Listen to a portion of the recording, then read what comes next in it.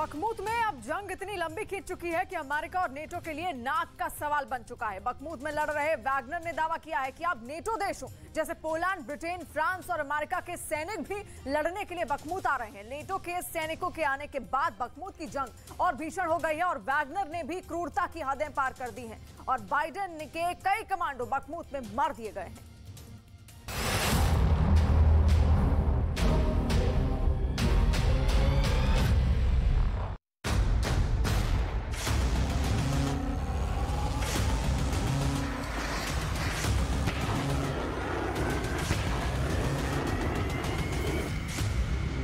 जब युद्ध बहुत बड़ा होता है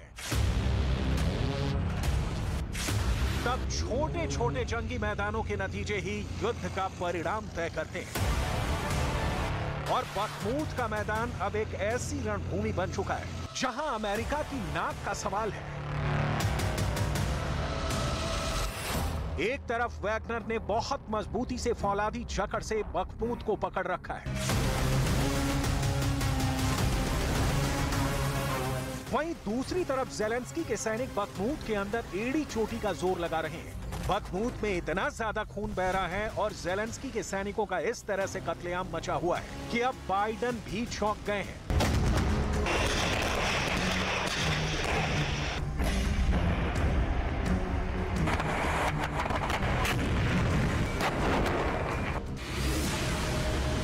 हालत यह है कि बाइडेन की रणनीति के हिसाब से अब बखमुत के अंदर बाइडेन और नाटो ने अपने खास एलीट कमांडो भी मैदान में उतार दिए हैं।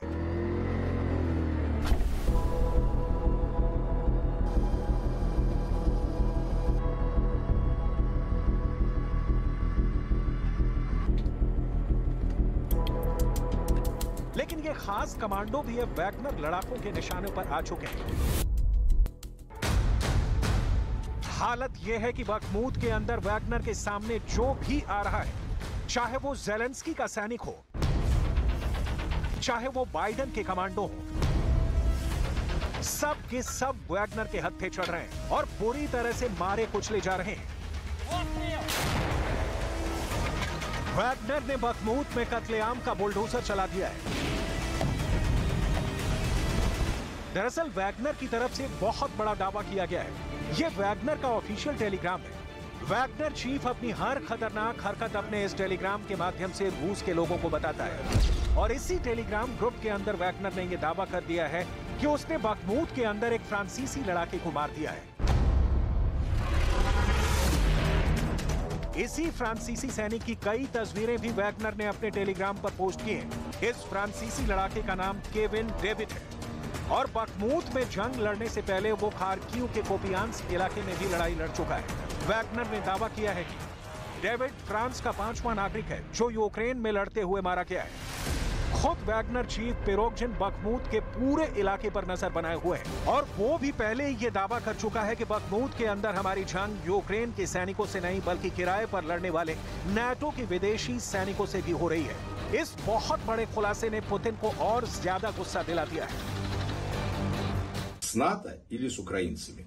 Мы воюем исключительно с украинской армией, с определенными группами, так сказать, наемников, психопатов, которым очень хочется просто русских покрошить, или тех, которые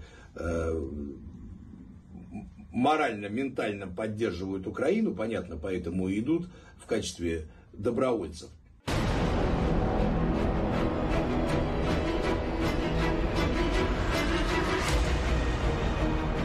दरअसल नाटो यूक्रेन को हथियारों का सपोर्ट तो दे ही रहा है, इसके अलावा भी यूक्रेन का सपोर्ट करने के लिए नाटो के सैनिक बखमुत और यूक्रेन के दूसरे इलाकों में भी मौजूद हैं। इसकी एक बड़ी वजह यह भी है कि टेक्निकल सपोर्ट के लिए यूक्रेन को नाटो सैनिकों की जरूरत है। नाटो ने अपने हथियारों के साथ ही हथियार में आने वाली तकनीकी खराबियों को ठीक करने के लिए भी अपने सैनिक यूक्रेन के अंदर भेजे हैं और यही सैनिक अब वैगनर का शिकार भी हो रहे हैं। लेकिन इसके अलावा भी यूक्रेन और खासकर बखमुत के अंदर यूरोप के कई देशों के एलीट कमांडो और सुपर सोल्जर्स भी जंग में अपना हाथ आजमा रहे हैं।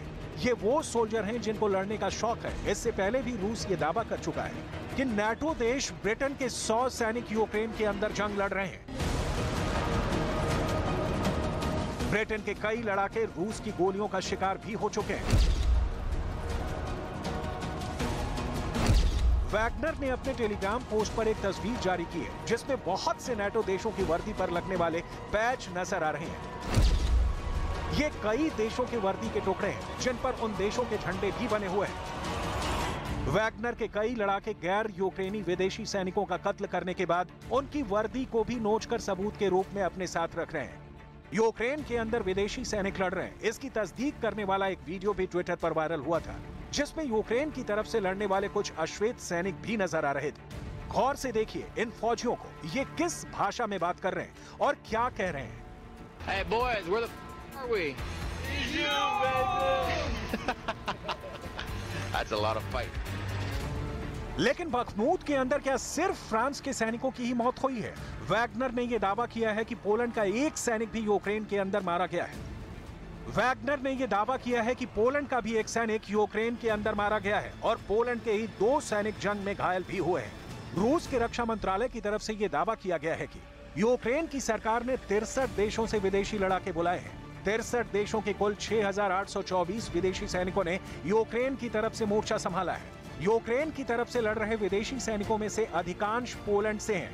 रूस का दावा है कि पोलैंड के 1,717 सैनिक यूक्रेन की तरफ से लड़ रहे हैं। रूस का आरोप है कि अमेरिका के भी लगभग 1,500 सैनिक यूक्रेन की तरफ से लड़ रहे हैं।